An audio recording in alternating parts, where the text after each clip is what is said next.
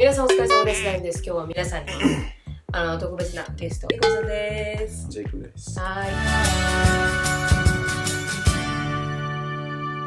い。ジェイコブさんはもう古文塾をやって You have been doing the 古文塾 for how long? Almost a year. From February, so how? 半年Like 9 months. 9 months. You had more than, what, 50 lessons easily? Oh yeah, absolutely, yeah. People from all range of ages too. Right. I've had 7-year-old twins all the way to like 40? I've had people in their 50s. Oh, okay. That's and cool. People from all different levels of English ability as well. Right, people who can't speak at all, and people who can speak pretty well, and people who are fluent. Essentially. So from that experience, we thought it's a great idea to talk about what Japanese people struggle the most and what makes foreigner sounds more native. Okay. It really depends on kind of what you're talking about. Okay. Whether or not it's writing or speaking or just English in general. I would say if there's something I would point out as being maybe the top, okay, it would be prepositions. Such as on, at, in, but, beyond, above, about, all that. That is the first thing that people you think struggle the most? Maybe not struggle the most with those. Well, I mean, I guess they are struggling. But that is the thing that I've noticed people make the most mistakes. That makes sense, guys. I feel like I still will not be able to master that. I mean, you know, I think that's how it is in any language. I mean, especially for English, I'd say. Right. English prepositions are a lot harder than a lot of other languages.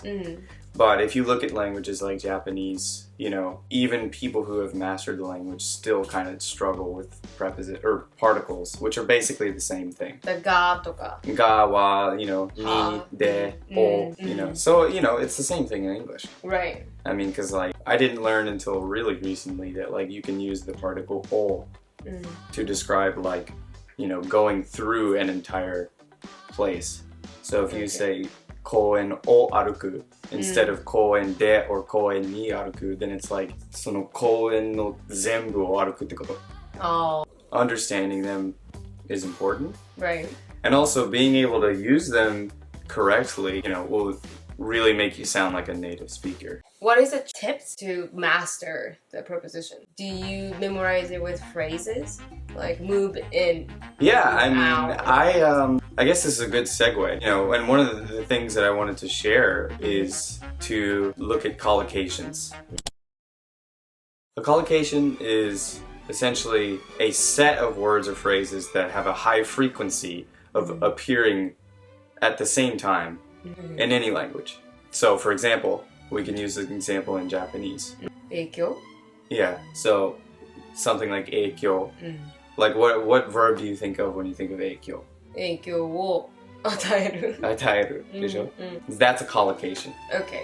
What people have noticed in linguistics is that there's sometimes we have these sets of words that appear to come together in a sentence like very, very often, right? Like things like 影響 and 与える, right? Right. That verb 与える seems to, for some reason, always come with 影響. And that's what it's we like call a pattern. Yeah, exactly. So that's what we call a collocation. Okay. And yeah, this is the same in every language. Right. You know, so you can have this in English too. Right. And the website that you found was Oxford. But there's actually a dictionary, an Oxford dictionary of collocations, and it's actually pretty cool. So when you look up a word on this dictionary, they will show you all of the different lexical categories or parts of speech, kinshi, that are often collocated with the word that you're searching. Okay, so for example, I'll type in a word like unlikely. So like unlikely is only used as an adjective. And so it shows you all of the collocations with verbs and all of the collocations with adverbs. Okay? So with verbs you have words like appear or be or look or sound, and then it'll show you an example sentence. Like the takeover bid now looks unlikely to succeed. So the thing is with this, right, is it's not going to show you how to create an entire sentence, but it's going to show you collocations, which is important. And not only that, but it shows you collocations with prepositions. which is kind of the segue that I was getting into, right? So you said that in order to sound more intelligent or sounds more natural is to master adjective, right? Mastery of these three things will get you to like the next level. Okay. In my opinion. And those three things are, first, I would say prepositions. But once you've already become kind of an intermediate or advanced learner, then I think mastering prepositions is the first step in becoming truly like native sounding in English.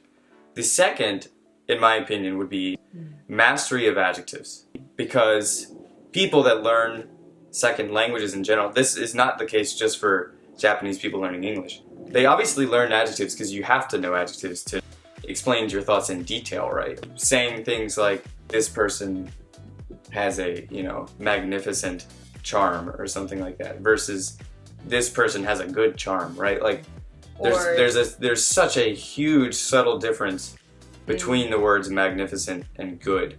They're both adjectives, and they both are essentially, they both have the same function in that sentence. You're trying to say that that person's charm is nice, right?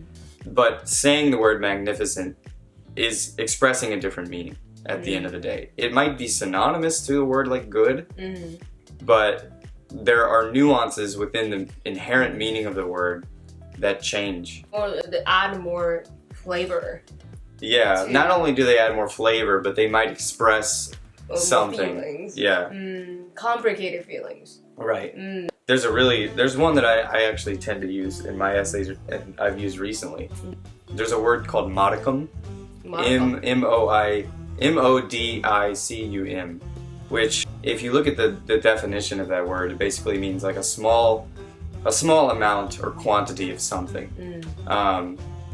But if you really look at the definition of that word, it'll tell you, like, the words that it is synonymous to, the synonyms to modicum, are things like a bit, or a little bit, or whatever you want to use, right? But the difference with modicum is if it actually has another layer of meaning, which is, it's a small amount of something, especially something that is considered desirable, right? Okay. So you can say something like, we now have been able to gather at least a modicum of substantial evidence for this hypothesis, or something like that. Okay. And now, that doesn't necessarily mean that you can never use modicum, if it's not in a situation where it's desirable, right? Because you can use synonyms however you want, but it's important to know the meanings of those words in a very nuanced way, and you won't ever get there unless you actually sort of learn synonyms. Then the third, of course, in my opinion, is a mastery of adverbs. And it might be important to even explain what an adverb is. Right? So a lot of adverbs end in ly in English. That's a really easy way to kind of tell if something is an adverb. And a lot of adverbs can be made from adjectives. To me, is the quickest way for me to distinguish if somebody is like a true master of English. You can be completely fluent and sound like a native without using a lot of adverbs. Right. The thing about adverbs is they're very, they're extremely versatile, but people don't tend to use them because it's not really necessary in day-to-day communication. Right. Even native speakers don't use adverbs. Like, they rarely use adverbs, honestly. Which is why that's one of the things that I feel like really qualifies somebody as like having a mastery, and I'm talking about like a serious mastery of the language. Right. In terms of Japanese, it's like mastering the keigo, sonkeigo, and kenjogo. You can tell the person is actually mastered the language in the Japanese language in general. Yeah, that's probably a good example. Maybe same thing. It's really hard to master, but if you could nail it, you sound exactly like Japanese person, regardless of how, like, what kind of accent you have or anything. Sure. Exactly. Pretty much. Yeah.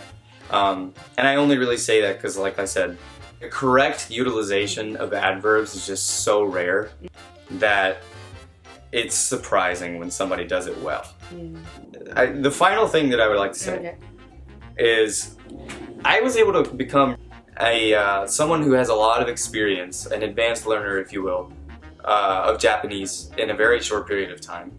And I would attribute much of that rapid success to me really paying attention to the linguistics of the language.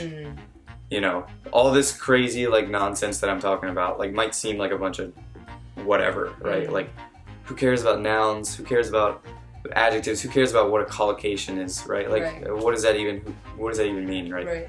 I get that, and that's an extremely, you know, valid opinion to have. I understand, but I can certainly say that I would not be as successful of a Japanese learner had I not really taken the time to understand the nuances between Japanese linguistics. It's not an issue if you're just trying to be able to speak it casually, you know, like you can disregard everything I'm saying.